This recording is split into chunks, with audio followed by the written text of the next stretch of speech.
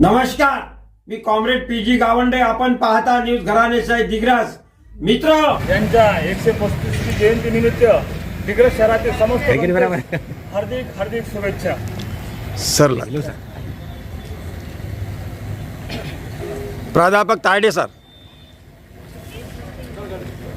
जय जिजाऊ, जय शिवराय, जय ज्योतिबा, जय भीमराव. आज परमपूज्य घटनेचे शिल्पकार महामानव डॉक्टर बाबासाहेब आंबेडकर यांची 135वी जयंती आपल्या दिग्रसमध्ये, सोबतच संपूर्ण देशामध्ये, तद्वतच संपूर्ण विश्वामध्ये अत्यंत हर्षोल्लासामध्ये साजरी करण्यात येत आहे.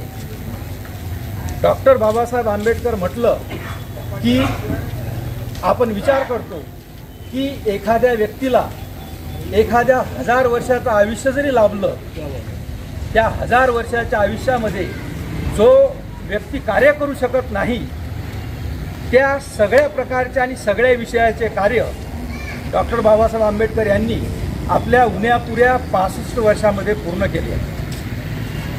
डॉक्टर बाबासाहेब आंबेडकरांचे विचार आणि त्यांचं कार्य हे खऱ्या अर्थानं कालातीत आहे.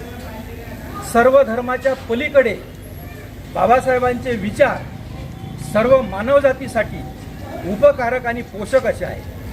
डॉक्टर बाबासाहेब आंबेडकरांच्या जीवनातील असंख्य घटना, ज्या घटनांची आपण गिनती करू शकत नाही, ज्याप्रमाणे आकाशातले तारे आपण मोजू शकत नाही, डॉक्टर बाबासाहेब आंबेडकरांच्या जीवनातील असंख्य घटना आपण त्याची गिनती करू शकत नाही. सर्व मानवजातीसाठी बाबासाहेबांनी कार्य केलेलं आहे.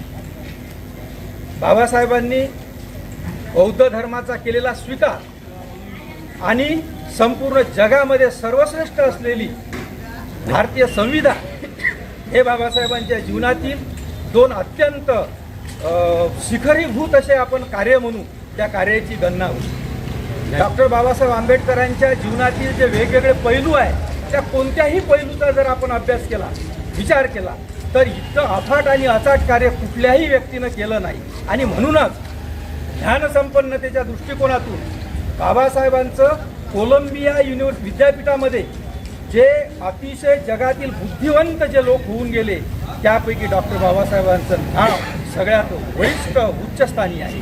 यावरून बाबासाहेबांच्या विद्वत्तेची आपल्याला प्रचिती येते. बाबासाहेबांचा संघर्ष संपूर्ण जीवनच, अगदी जन्मापासून तर अगदी मृत्यूपर्यंत त्यांचं जीवन संघर्षपूर्ण असं राहिलेलं आहे. संपूर्ण जीवन त्यांचं असं धगधगतं अग्निकुंड राहिलेलं आहे.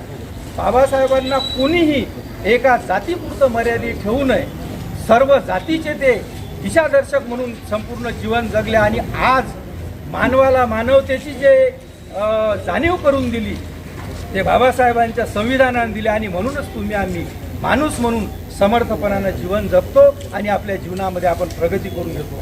अशा महामानवाबद्दल आपण कितीही बोलतो, कितीही सांगितलं तरी कमीच आहे. अगदीच आपण मोजक्या शब्दामध्ये या ठिकाणी उहापोह करण्याचा प्रयत्न केला. या ठिकाणी मराठा सेवा संघ, संभाजी ब्रिगेड, जिजाऊ ब्रिगेड आणि समस्त आपल्या ज्या मराठा कुणबी लॉबीच्या जेवढ्या संघटना आहेत, त्या संघटना आंबेडकरी अनुयायी, आपण स्वतःच सगळं आंबेडकरी अनुयायी आहोत, आपण स्वतःला म्हणवतो.